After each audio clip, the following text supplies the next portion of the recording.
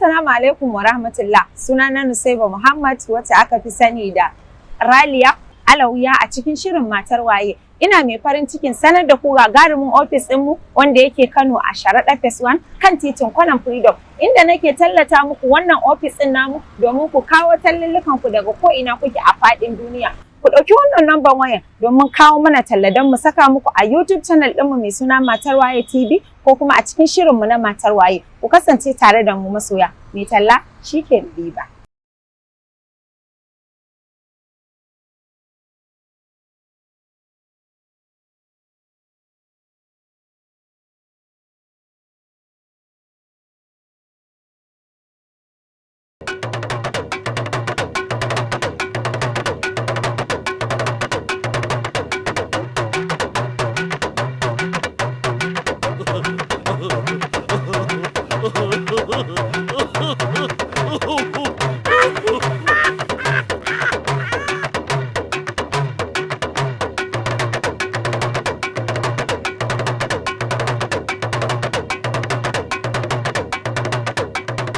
Taskar barkwanci, jama'a barkanmu da sake saduwa a wannan shiri namu.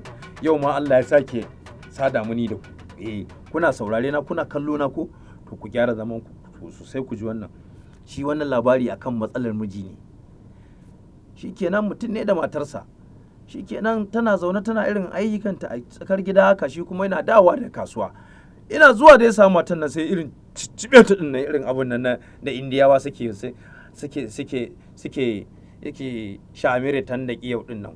To sai ya caccibe ta, ina daga ta sai irin ta dauka ta, to kuma mai gida da wace soyayya aka zo, sai take ta mamaki tunda ya aure ta bi ta mata wani, saboda kullun shi ci mata mutunci ma yake ba ma ya ma ta tata. To ranar sai yi mata wannan abun, sai ta ce kai wannan me yake faruwa haka, sai take irin man dan wasa da na ballen, ka san in ka dauko masoyiyarka tana dan kallon ka dinnan, ta nema fari da ita tana jijjiye ido, za ta rike dan ma wasa da ya kwalari yakka dan baballe irin abun nan, ta ci dadin abun da kai mata.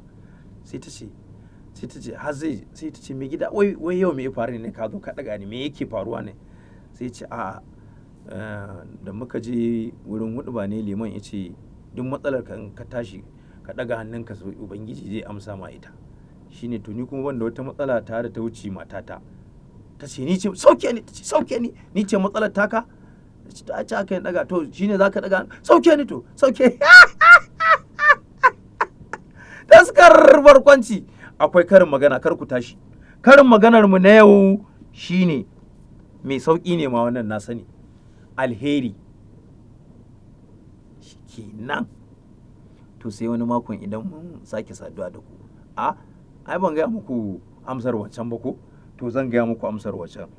Aka ce abokin kuka shi ake faɗa wa mutuwa. Haka ne? Karfan je in gaya muku ba daidai ba. To ba haka ba ne, na yi kuskure ni ma, shi ba haka na gano ba. Cewa abokin kuka ba a ɓoye masa mutuwa. Ina ga haka ne ko? Haka ne, ba a ɓoye mutuwa.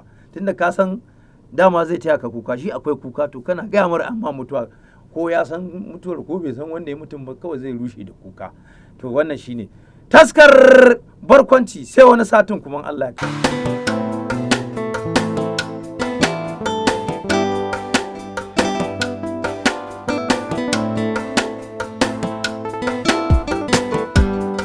Assalamu alaikum. Sunana Injiniya Sunusi, shugaban kamfanin Precious Stone Global Technical Consultants.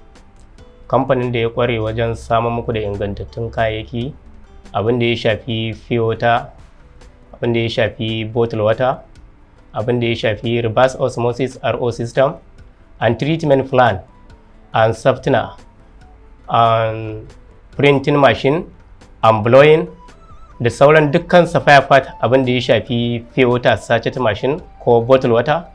Ga duka mai bukata wanda yake a wajen Najeriya zai iya neman mu ta kan lambar mu, zai iya sa code din 234.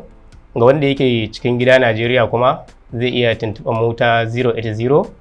Ga duk mai bukatar kayayyaki da sauran duk abin da ake bukata, abin da ya shafi ayyuka ko a ina ne, ko a cikin gida Najeriya ko a wajen Najeriya, ko services ko wasu gyararraki na wasu kayayyaki ko sababbin ayyuka, dukkan abin da mutum yake da bukata abin da ya shafi wannan bangaren wajenmu yana nan a sharaɗa phase 1 kusa da Halidu Media. Ga duk mai bukata muna jiran ku a kodayaushe, muna maraba da kowa da kowa.